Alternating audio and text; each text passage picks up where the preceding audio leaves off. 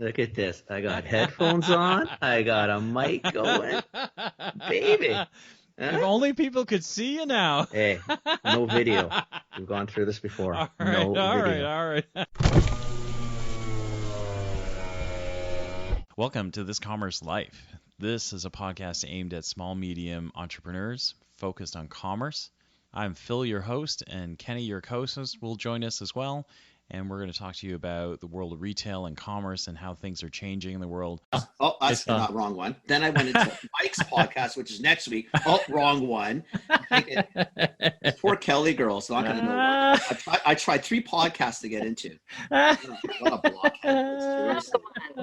Oh, I was rushing home. That's why. And I'm thinking, what the hell is he in another podcast for? I thought I was his only podcast person. I know. Then I felt like I was being cheated on. I'm thinking, what the hell's going on? Because I was in here setting up because I've been screwing around with stuff all day, and then so I signed in and I was like, okay, I'm just testing out my audio, and then I get Zoom notifies you when people sign in, right?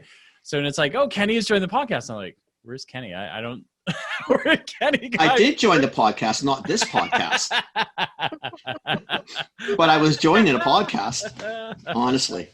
Hi, Kelly. Sorry. Kelly? Hey, guys. It's so nice to see you. It's so nice to see you, Phil Chang. No, my goodness. It's been ages and ages and ages. Yeah.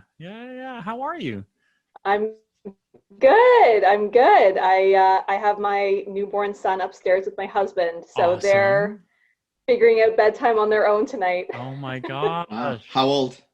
5 months. Oh, wow. Nice. Mm-hmm. Nice. Oh, my Little. gosh. Yeah, Yeah, Oscar, that's right? Yeah. Oscar, yeah, Oh, you that's got it. nice. He's so cute. He's so That's cute. nice. Oh, my 5 God. months. Oh, geez. I don't remember that. My baby just left my It's baby a left blur. this morning at 7 for the north. She's going to weld in Burns Lake. Oh, my God. Well, my baby's almost 25 too. So Oh, Are you- wow. yeah. Are you, Or that did you baby. get The other her baby's car younger. back? Huh? Did you get her car back? Of course I got her car back. I paid for everything. I got the Oh, car okay. back. Are you kidding me? Okay, listen, you're telling you 5 months, you wait. Oh, you wait. The expenses go through the roof as they get older. I can imagine. I know. Last week, she gets a job up north. I got to get snow tires. I got to go get the car fixed. I had to get the insurance fixed. Thanks, We had to Dad. go to Costco to buy new clothing. Thinking, what the hell? I should have gone. But I live in a tiny Toronto, so the stuff I have might be small, but the space it lives in is even smaller. That's all good. Oh, my gosh. All good. Oh my gosh. So we have Kelly on, which is amazing. I'm so excited. Kelly and I worked together like 1,000 years ago on Neutrogena. She was single then. Oh no, you're with. I was with Mike, but Yeah, it was you're with the Mike. first job ever out of university, so it was a Okay. while ago. Yeah. And like Kelly used to come back with stories of like super cool places. I have this really random story I remember of you getting stranded on an Italian roadside somewhere. Yes. Here's what I remember: Italian roadside, broken down car, so narrow that the Italian cop who showed up came up in either a moped or a golf cart or something along, like something really tiny, and it was like, does Kelly go and maybe Mike never sees her again, or does Mike go and then Kelly disappears from the car? Like, Oh, literally. crazy. We were driving to Cinque Terre, and we were in like the middle of nowhere, Italy, where nobody speaks English, of course, and our tire blows. And so we're on the side of the road waiting for help, and like we have no idea how to get help. It's before cell phones. Finally, somebody comes in this tiny 2-seater car, does not speak English, and he's trying to tell us one of us should get in the car with him. So I'm like, guess I'll get in the car. So I get in the car, and then he goes backwards down the highway, like on the side of like the road. And I just see Mike getting smaller and smaller in the background. I'm thinking, is this the last time I see Mike? That's It all awesome. worked out, but it was a crazy moment. So let me just go back. So how did you think that was going to be a smart move to get in some Italian's car in We the had middle been of there. Cinque Terre or La Spezia or wherever you were? Like seriously. we had been on the side of the road for no joke, like 3 or 4 hours. And we're like, we don't know what to do. We're like waving Oh at my people. God. We're like, we walked for a while. We came back to the car. We're like, we don't know. Like the last town we saw was like miles before. We didn't know where the next That's town was. so We're like, funny. Oh my God. That's Did, amazing. All right. did you get to Cinque Terre in the end? we did. It was She's very here dark, now. so it was very hard to find our place. But we got there. It was a lovely vacation. And, Oh, that's okay. That's all good then. great. Oh, that's Yeah, nice. Exactly. A little adventure. Exactly. I love it. I love it. So that's what I remember of you all the time. That's So funny. That's funny. amongst all the other things, but that's like the funny story I remember of you. So, so we've got Kelly Pigeon on, who is the co-founder and CEO of Loopt, and I think we're probably even before Loopt. Like so I knew Kelly when she was like rising star, superstar ABM, and then brand manager at J&J, running what seems like a really crazy skincare business. I think of all those years that we were on it, and the couple of years that we were on it when we couldn't sell anything because there wasn't anything to sell. Those were really dark days. Anyway, we'll get past that. But I think you've had kind of amazing career since then, and then I think the last time I started following you again, there was even before Loopt was with Dresst, right? Mm-hmm. And so Dresst is spelled DRESST.ca. Super cool, like a clothing rental subscription service. So just super interesting. So I thought one, so interesting to talk to you, one, and see your face again, and then two, get a sense of like what it was like to, make the break into startup, and then like Dresst and Loopt. Like to hear so much about that would be so cool. Yeah, honestly, my venture into entrepreneurship was maybe a little bit backed into.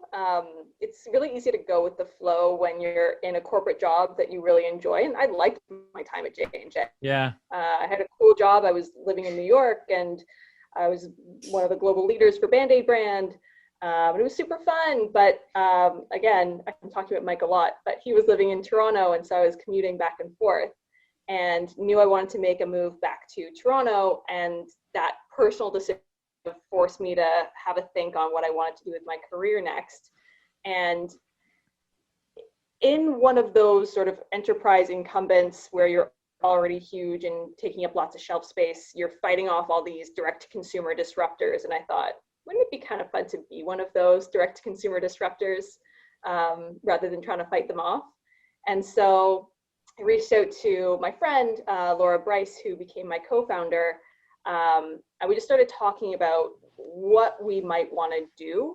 And we sort of started with like this sort of big why. And we just felt like we had too much stuff across like a lot of different things. The biggest one being our closets. We just had too much stuff that we didn't wear. And it turns out that problem is pretty common. Like half of women have, all women on average have half of their closet that they've worn 3 times or less.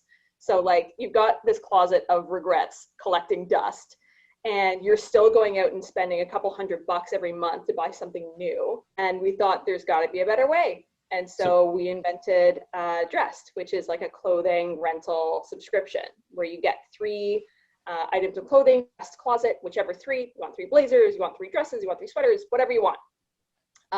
You wear them as your own for the month, send them back, and then you get 3 more.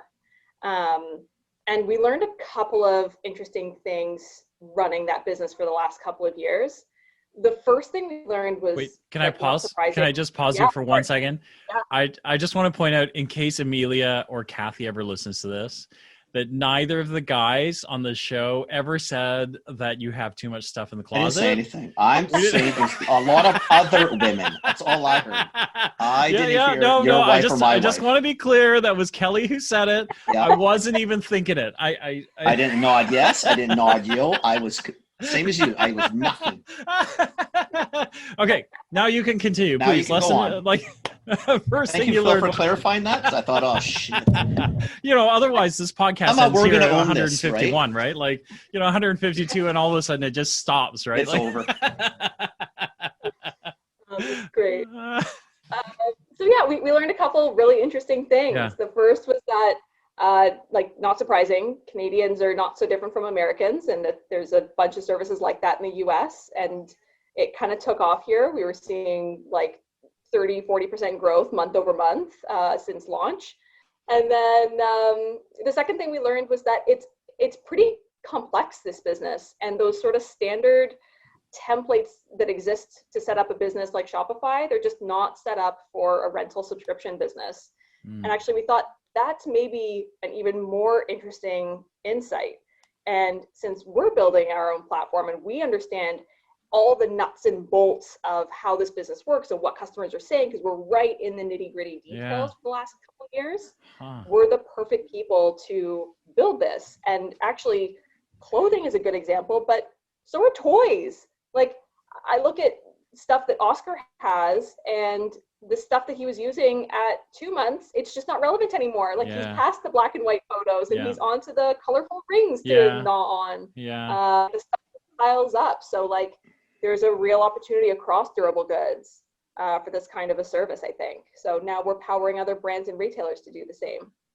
So that's what Loopt is, right? Loopt is the powering platform. Yeah, you got it. Exactly. Ken H. He's smart. I told you that. We knew that anyway.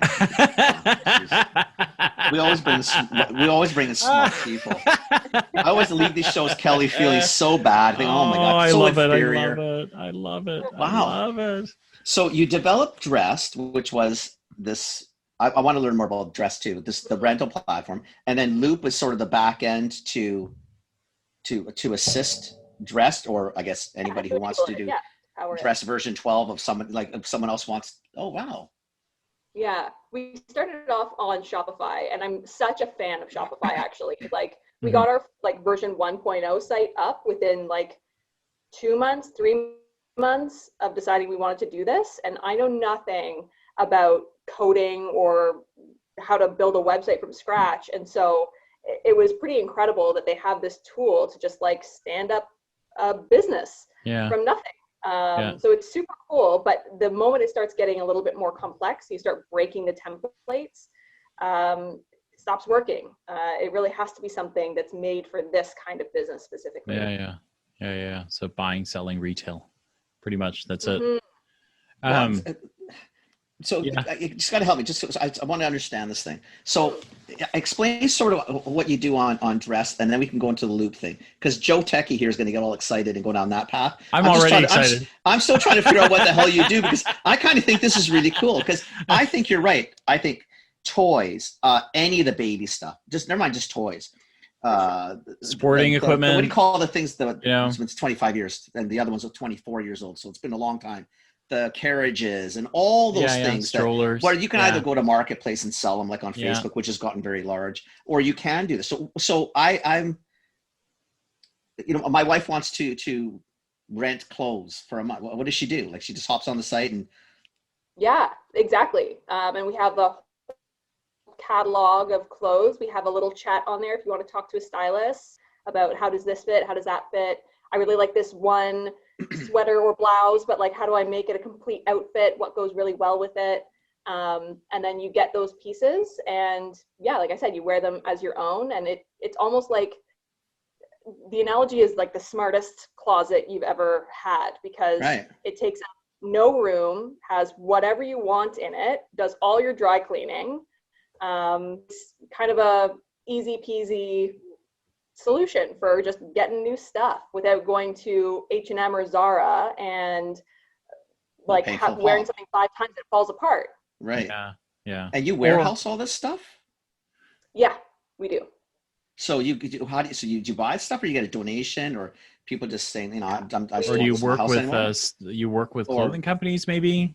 We work with the designers, exactly. Okay. So we get the stuff that's in season right now, the same stuff that you'll find at big department stores. So brand new stuff at the beginning kind of thing.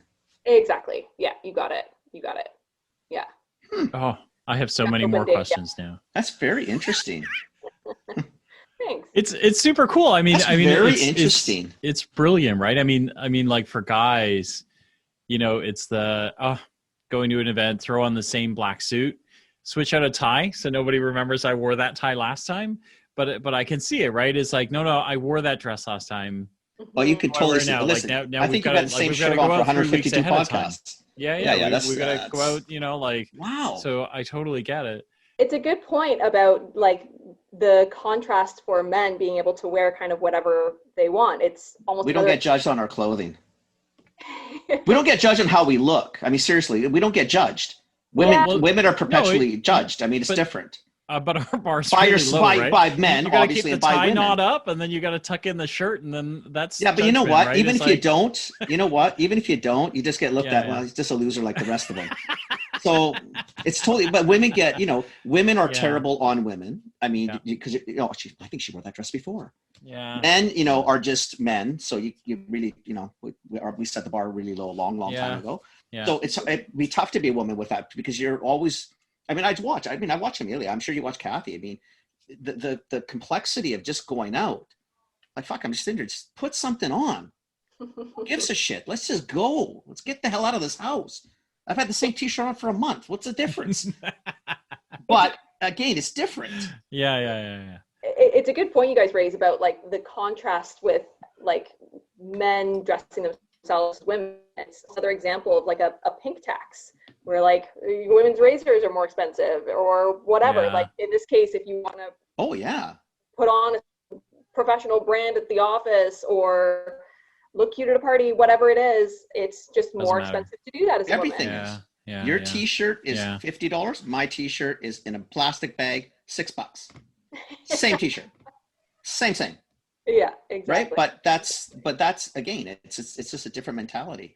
Okay, so you phone these guys. Sorry, Phil. So you phone, you get all these companies. Okay. You're all hooked up. You're making your calls. They're dropping clothing off. I'm assuming at some sort of discount because they just wanted to move it as well. So it's an opportunity for you. And then you just catalog it online, and I just go on and just hit buttons, click box, and you got it. You send me things, and a month later I just rifle them back, and I can pick anything I want. So if I don't. I want like a blazer, a top, and a bottom. I guess a blouse, slacks, and a blazer. Yeah. And next month I want 3 dresses. Sure. And the retail value of your box can be like it's typically $750 all the way to $1,000 of clothes. So it's like really high quality stuff that you're getting for like a massive discount. So you're wearing like potentially higher quality stuff than you would normally wear. So it's a cost savings too. So I just want to quantify it. So let's say I do a $750 box. I'm going to rent it for the month. What's going to cost me? $100. Yeah, $99. Yeah. 3 items for $99. Think about that though, but $100. And seriously, because it would cost because you can up your game. You were going to go spend probably, or let's say you looked at the $500 dress. Let's put people on a real budget. A $500 dress, and you're thinking, I can't drop $500 on this. I'm because I know my wife we do this every time. I'm going to wear it 3 times. And I'm looking at her thinking, listen, I don't know what the difference is. I'm not getting in trouble. Everything else in your closet is only 3 times anyway, so who cares? I don't see why today that is the issue. 30 some years together, that's the issue. Like, seriously? I mean, really, just buy the damn thing. Who cares? That's every piece of clothing. And she's actually pretty good. She does go through clothing well. But my point is the economics. I could do that now for $100. So much more sense, especially if we go into a bit of a recession. Yeah. Like if oh my God. You're a brand or a retailer that's not getting in this space, like it's a must do. What a great idea! Such a trend, and consumers like are demanding this, both in terms of like the financial benefit, of course, but also just the environmental element of it. We're throwing away like 80 pounds of clothes on average every year. Like the waste is just incredible, and it's so resource intensive to manufacture. So we can't keep just buying stuff, using it a couple times, then throwing it away. Whatever that thing is, if it's a wreath for Christmas, or if it's a toy for your kid, or if it's a top, whatever it is, like we can't keep just buying stuff that's not meant to be used a couple times. And we can't do this feel good donation. you send it to developing countries. They don't want it. Yeah. Nobody wants it. There's so much clothing in this. There's too much crap already. Literally, it's too much crap already. Yeah. But I think that's fascinating. You can, donate to get taught. You're looking at $1,000 for the clothing. You rent it for $100. You return at the end of the month. Shit, you're $900 ahead because you weren't going to wear it more than probably the 3 times you wore it in the month anyway. Exactly. No dry cleaning bill at the end. We take care of that. Wow. Yeah, it's interesting too, right? Because we're in that. I mean, so I want to ask you about the pandemic and what that's done. I would imagine that on one side, if you've got to go out, you've got to go to any functions or whatever, that this is a better option because you're not going to a mall, you're not doing any of those things. You can order it online, it comes right to your door. But have you seen a dip in traffic as well because people just aren't going out as much? That's so like if you have nowhere to go, you're living in your sweats. And like that has definitely been the case during lockdown. Okay. Right. I think though those sort of underlying trends that were driving the rental economy before lockdown have only accelerated. So people's comfort buying stuff on e-commerce, those few holdouts that were like, I really want to touch and feel everything before I buy it. That's gone. Exactly. The store, like going to touch and feel something in the store is like, well, now it's icky. Like, like how someone touched it? I can't feel it through rubber gloves or, like my hands are numb from Purell.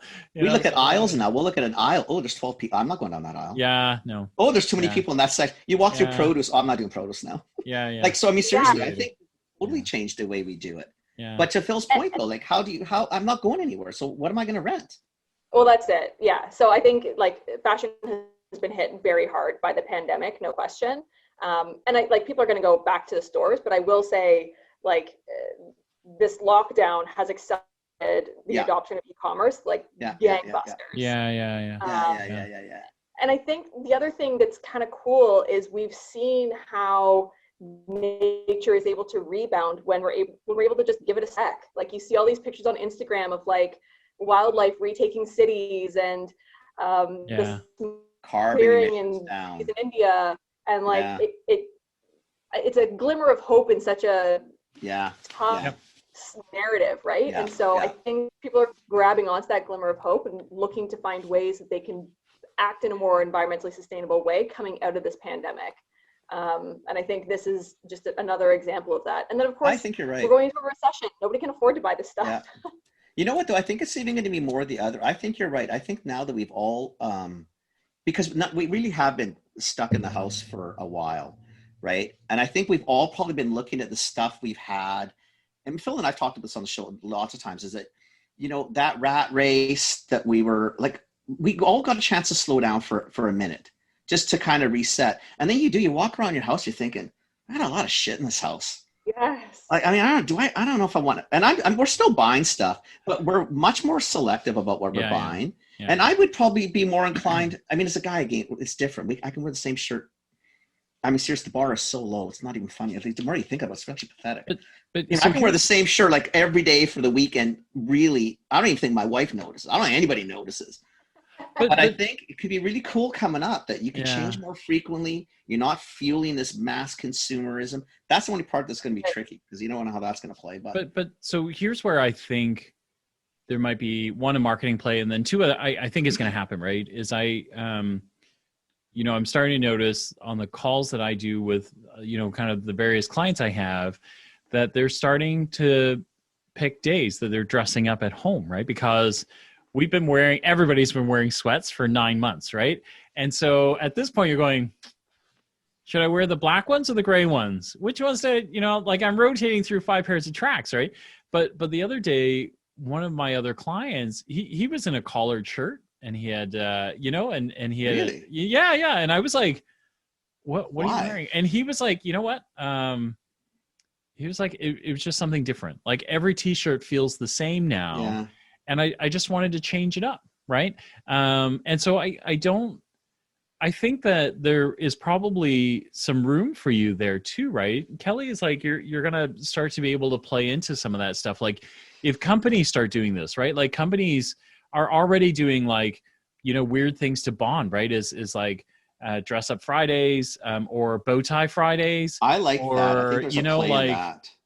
there's lots of stuff there. And like Dresst is going to be one of those where you go, look, like we can adapt to that, right? We have stylists. We can make it quirky. We can make it, we can sell tops only, right? It's fine. What's the difference? Right? What do you care? What's the difference, right? Like, I mean, you've been wearing the same black t-shirt for 9 months now. Yeah. I think every podcast is the same. Right? Like, I think I change more frequently than you do. But you're right. I mean, I think you could have some fun with it. Why? Like even our Zoom calls. I mean, for the most part, I think we all started off really. I mean, if I go back to some of the Zoom calls, because we all took pictures of the screens, like we were all pretty horrific looking. Yeah. I mean, I think the showering became massively optional. Clothing was definitively not on the hair combing, and I think we're all getting to the point where, except Phil and I, because we're in the same t-shirts all the time, but I think people are like, I do notice on the Zoom calls now, people are sort of like upping the game a little bit again, maybe because they've saved some money. Yeah. Maybe because they're just sick and tired of wearing the same clothes. Yep.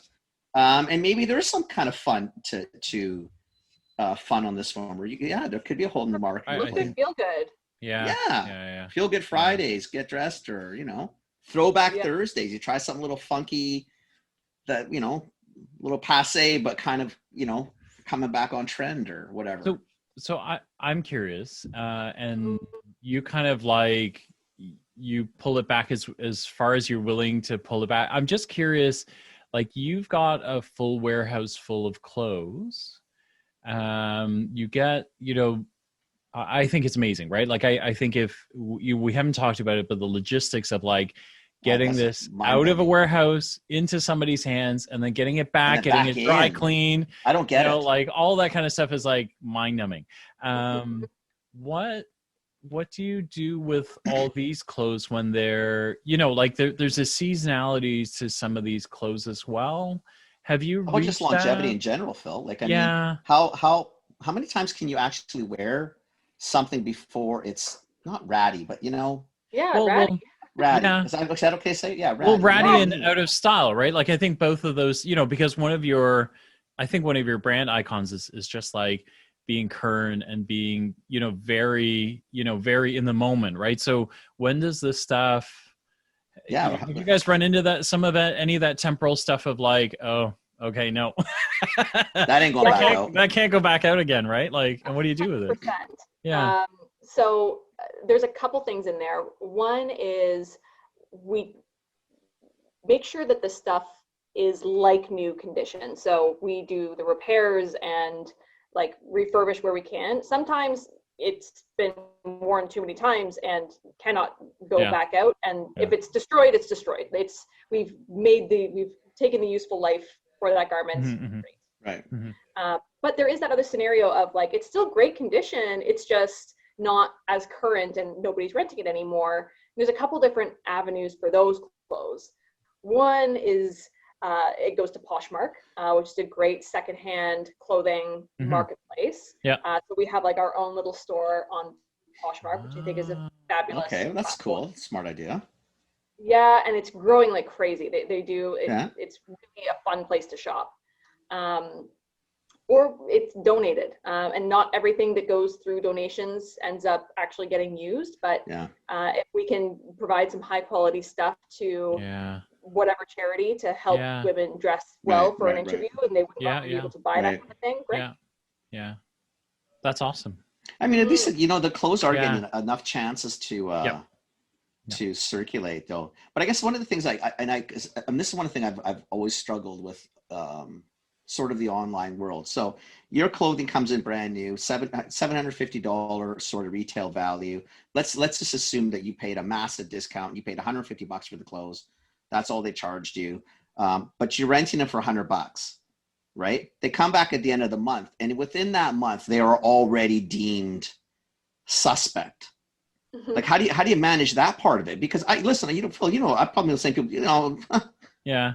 That's dicey that after one wear that thing's coming back and anything but suspect. Like, how do you manage all that? So we insure everything.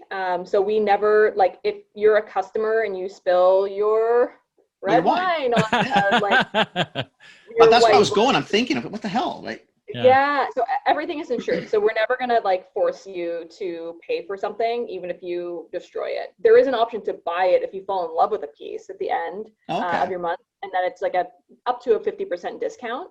But yeah, it's insured. And honestly, I don't know if it's a Canadian thing or if this is typical across the industry, but people have been pretty good with our stuff. Like even falling off, we're seeing people like put it in a little Ziploc bag and send it back, and like a little like handwritten note. I love Really? this so much. I'm so sorry this fell off. It's like we've got. I think it's both. I think fun. it is. I think it is an industry thing, and then definitive is a Canadian thing. I think definitive is a Canadian thing, but I do think for the most part, I think people are probably. I mean, abusive people are abusive no matter what they're. But I think for the most part, people I think try to be respectful, fair. You know.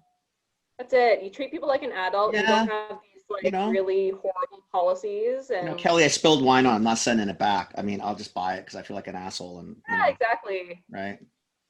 Yeah, I guess. I feel like a terrible human being. Both of you are like, people are amazing. And I'm like, people are shitty. Like, that's.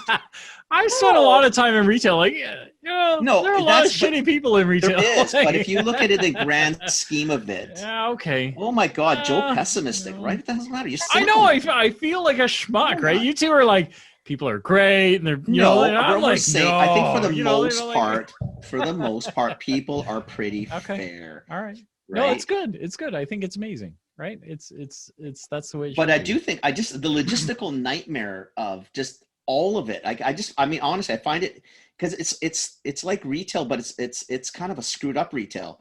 Like retail's already bad enough with enough complexity. I don't know. Wow, that's like, amazing. wow, good on you. I mean, that makes me dizzy. These brands and retailers are looking at this space and saying like, oh my gosh, like consumers are loving this. Like, where do I even start? It's not my core competency to figure out this nightmare supply chain. Or no, I wouldn't bother. Why do it? Websites work right. I'm good at making toys that kids love, or I'm good at making like a beautiful dress every single time. And great, focus on that, and we can enable the rest of it. That's kind of our premise with Loopt. So I want to ask you about Loopt as well. Okay, I'll go back this one. I've got Dresst. Right, no, it's no. I get Dresst. I still don't understand how she figured this out, how to do it. But wow, I know it's amazing. I mean, we'll just leave that as a while. Okay, move on. It's almost like we need two sessions. We need a session on Dresst, and then we need you to come back and do Loopt, which we might do. We might do anyway. But so Loopt is the I guess the software that allows you to do this rental stuff. And I guess it allows other companies that want to be able to do this to jump on the platform and do it as well. Right?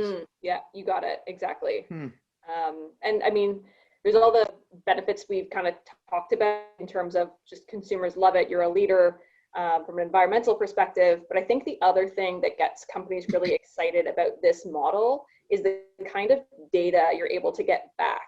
So your most sophisticated e-commerce customers are still kind of done at the point of sale. They sell you a t-shirt and they say, okay, you're this kind of a person, you bought it. Whereas with a rental, you're able to see sort of that transaction over time and like, what kind of rating did you give it? What other products did you like with it? Which products are swaps more often because it doesn't fit you quite right. Brand loyalties, like what richer, data about how it's used in the wild, rather than just scan it as you're leaving the store, you know? That's actually kind of fascinating. I'll tell you what, it's interesting. You know what I think, Phil, like what it does to a closeout show, right? So what fuels those big, huge closeout shows in Vegas and stuff is overruns and et cetera. You know, a toy didn't hit. It's usually toys. I mean, that's what I used to buy when I went to the show when I was with London. Like there's all that type of stuff. But if I'm thinking now, if I'm a manufacturer, I'd be thinking, you know what? I'm curious to see like what it was really that screwed this up. Yes. You know, put it into this. And find out that, you know what, we couldn't sell that damn toy for $50. Yeah. But shit, we've rented it every single day for $10 a month. Yeah, Why? Yeah. Like, what was it? Yeah. Like, what, you know, it's a whole different world. It's just hard, I think, at the end of it, the hard part I have with it is the problem with environmentalism and all of this angle, which is critical for this planet, is that our whole economy is not built on it. Our whole economy is built on churn and burn, Commodity. like just, Yeah, it's just, commodity. it's just this and we have to just keep making shit. So we keep buying shit and then we keep throwing the shit out and repeat. Yeah. So how do we, do you know what I mean? How do we change? Because your world's going to be hard to fuel. Because the ground is already shifting beneath our feet. Like you look at the Poshmarks of the world, or the Facebook Marketplace, or even just the peer-to-peer sharing that's happening. Like if you're one of these sort of retailers or brands or manufacturers, like this is already happening with your stuff. It's just, do you want to be part of that movement, or are you just gonna sort of sit by as it's being done to your stuff, So I don't think it's like if you're going to be part of it, like, or how is this going to happen? It's happening. It's just how are you going to be part of it, rather than how is it going to happen at all? But you think of it, Kelly. Think of because I know you have. But you think of all those changes. So you're the Gap or Banana, I don't care who it is. But you've got factories all over the world producing clothing, a mile a minute, right? And all you're doing is throw it in the store, someone buys it, throws it out, returns, and it just keeps evolving. Like you're stopping production. Because once we don't need to produce more because we're finally going to use all this shit that we've already produced, if you're the company, you're thinking, that's great, but how do I participate in this? Like, what am I making? Like, what am I doing? I think it's the data. Like, I think I understand the data. I get it, but I still have to I have to still sell stuff. But the data is the iterative piece, right? Like in the same way that like Kenny and I talk about this all the time, right? How the digital part is changing marketing, right? Is you used to spend all this money on traditional media, you could never measure it. Now you run things through Google ads or Facebook ads. You can measure everything. You can A/B test everything. You can find ROIs and then change the way you do things. I think the data allows you now to, one, shorten up these quantities that we're making. So instead of making that you can do, 100,000 t-shirts that, you'll sell 10,000 of and then clear out the other 90. Now you can make 10,000 for a market and leave it there.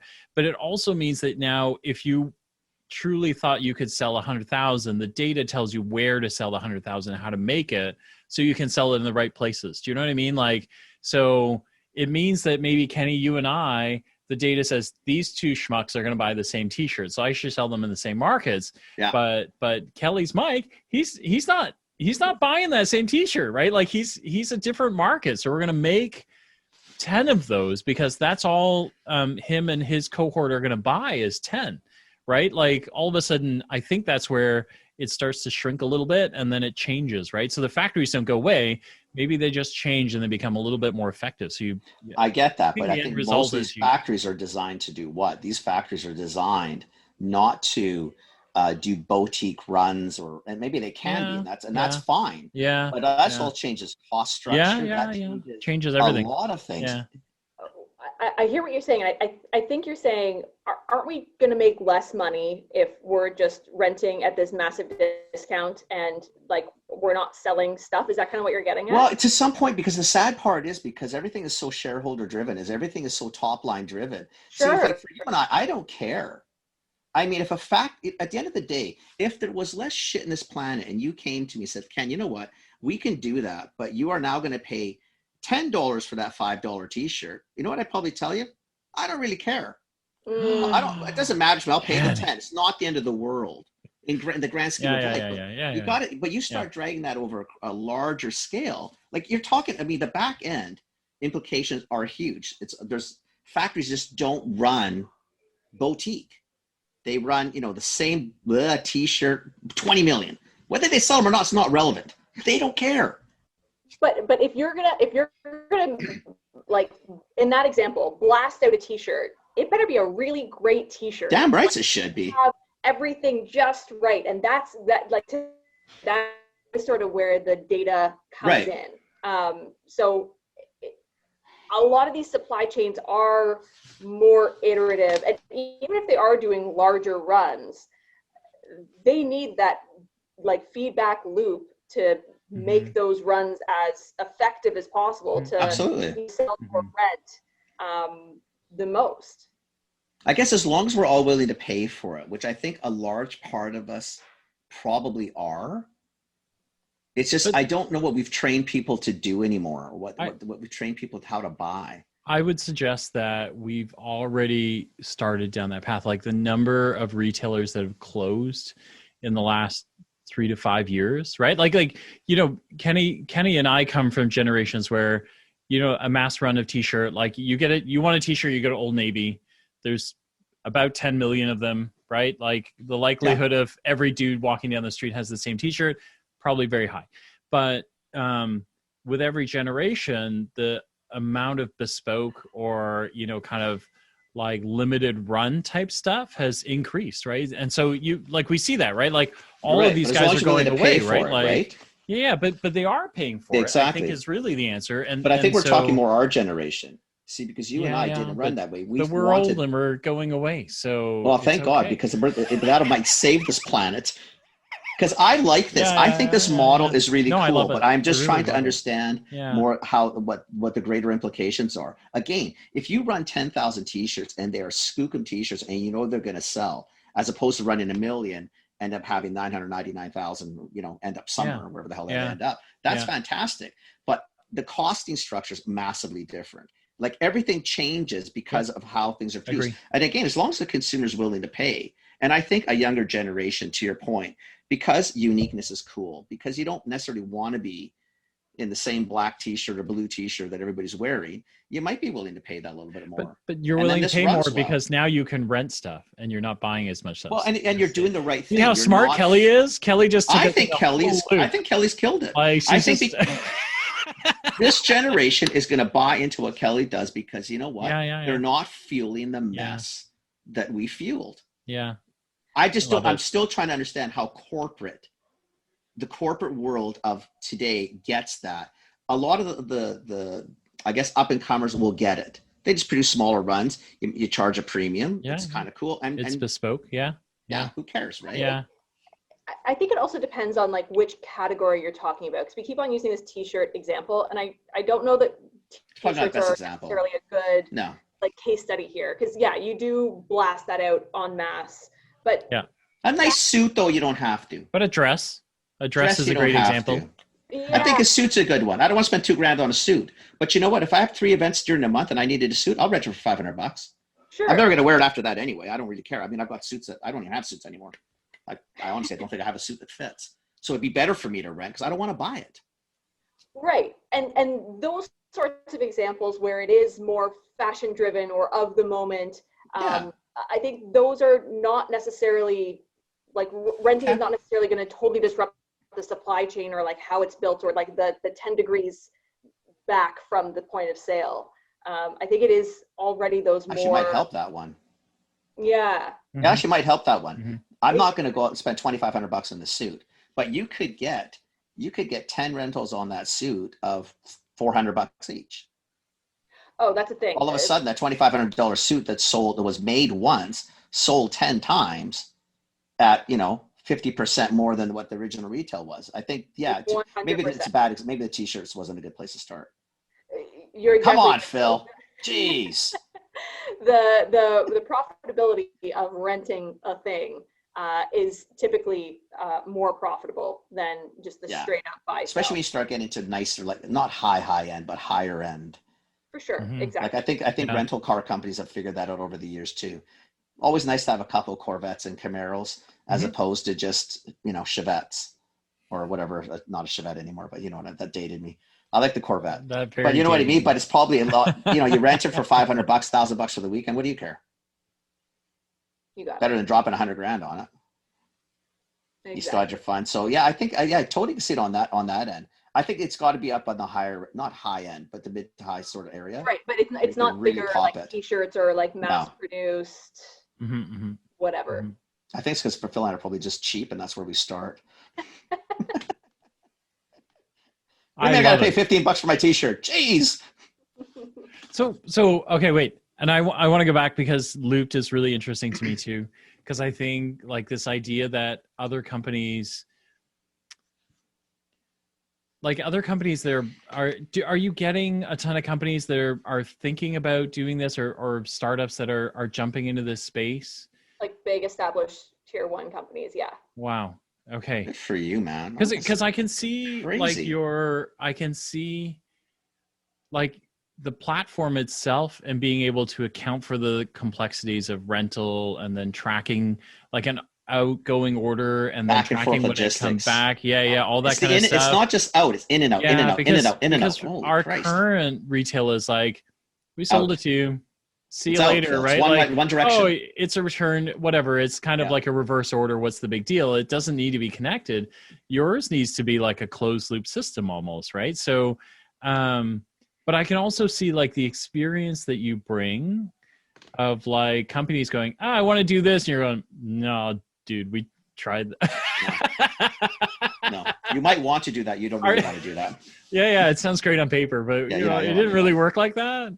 Yes. Do you find yourself kind of in that spot where it's like a platform, like software and services, or are you like Almost a 100%. consultative side. 100%. Like I coming from like the brand world, I am just as protective of these retailers and manufacturers' brands as they are.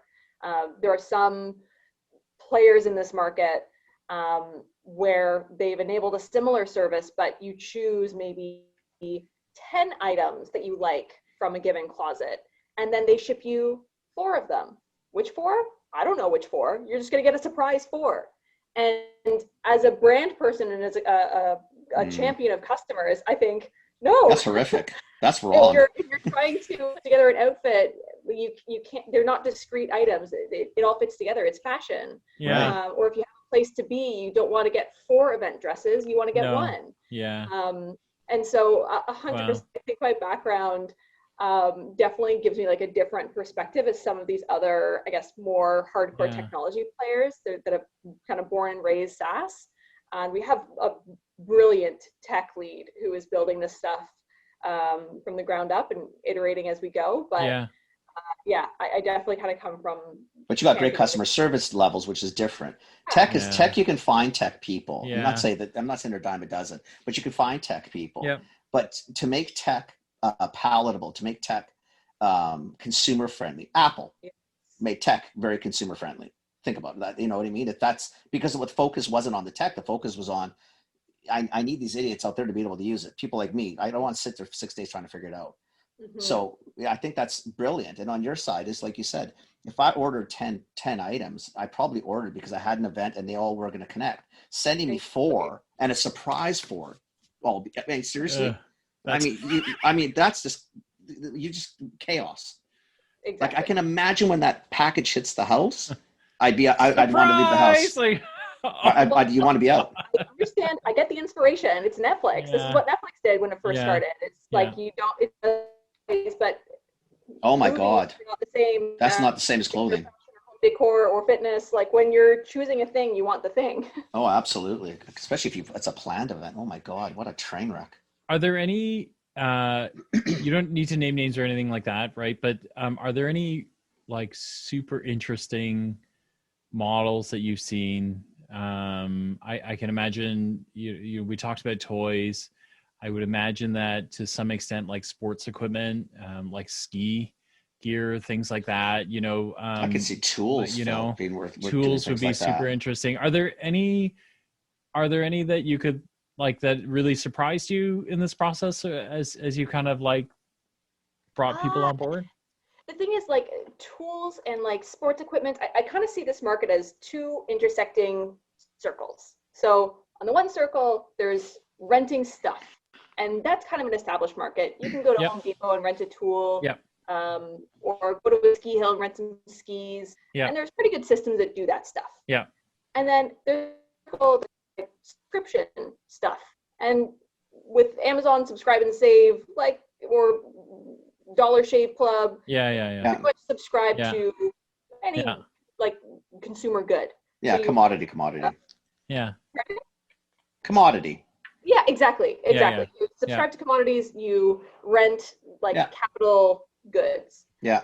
But there's this interesting bit in the middle where you have this need for like, you want to get something new all the time, but you don't use all your stuff. So like the kids' toys is a good example. The average 10-year-old has 240 toys, and they play with 12 of them.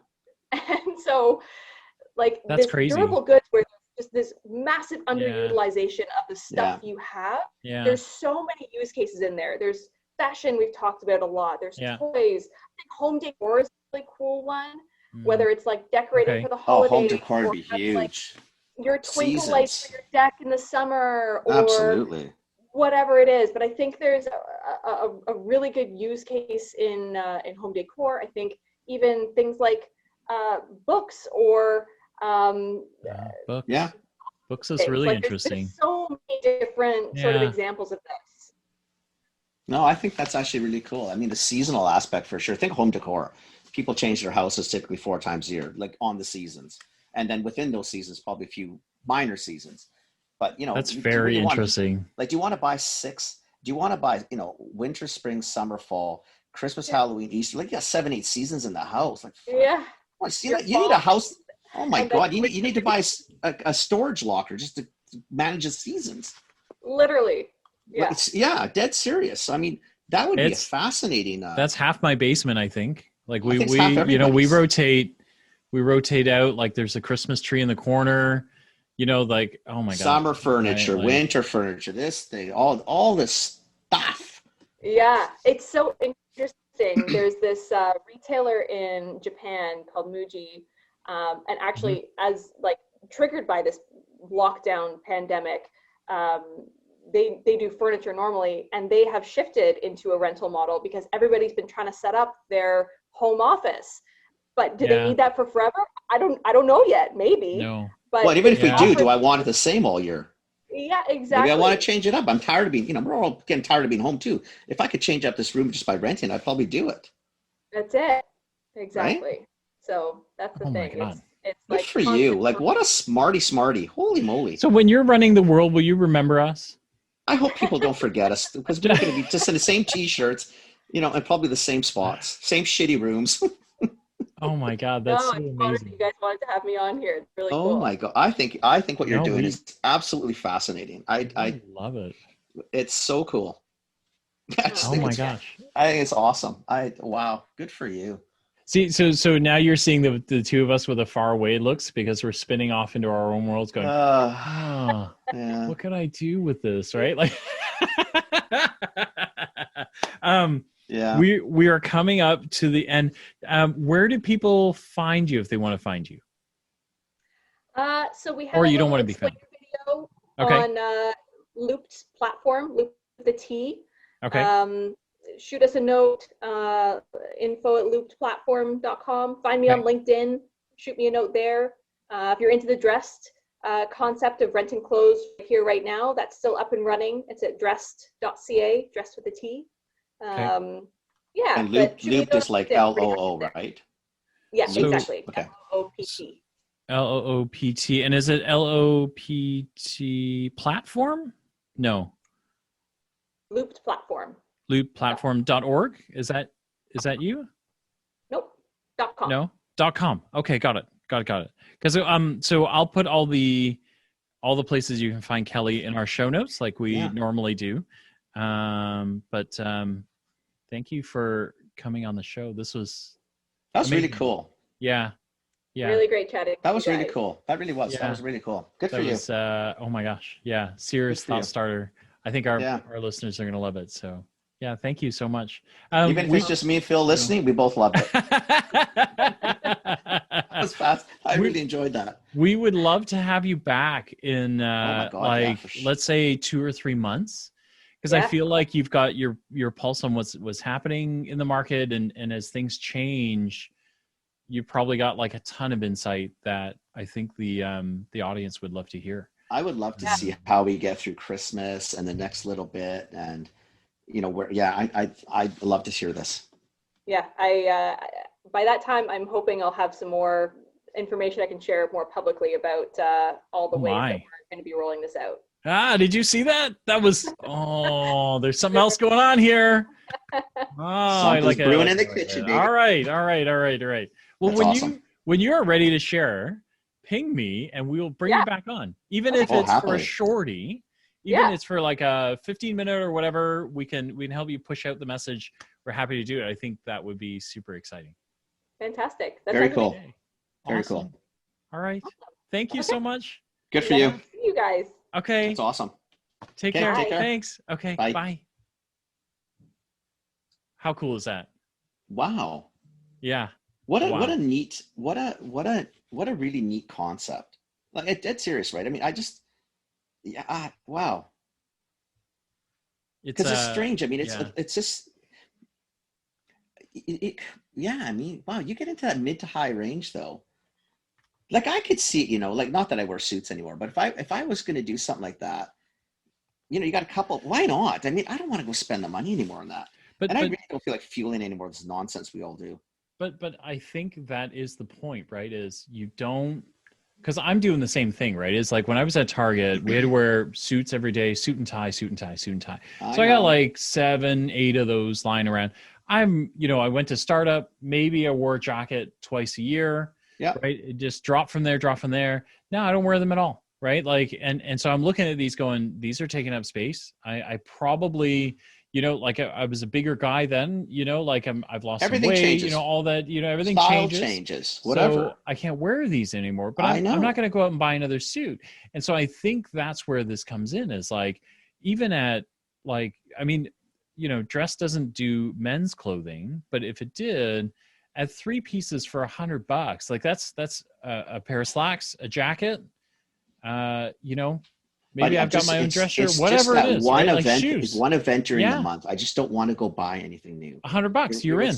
I'm in and out, and then I return it. It doesn't sit in my closet for another 5 years until I got to change it back out again. Like exactly. I see. I can see even guys doing it, and we shouldn't be so sexist, but typically guys don't.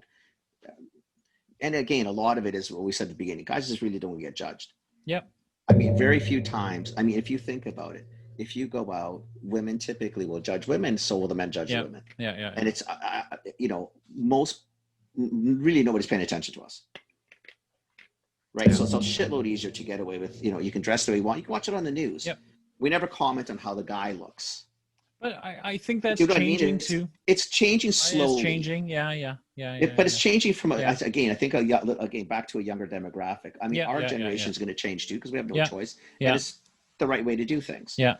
But it's different, right? Yeah. I don't know. I think that what she's doing is pretty I think it's amazing. I honestly, and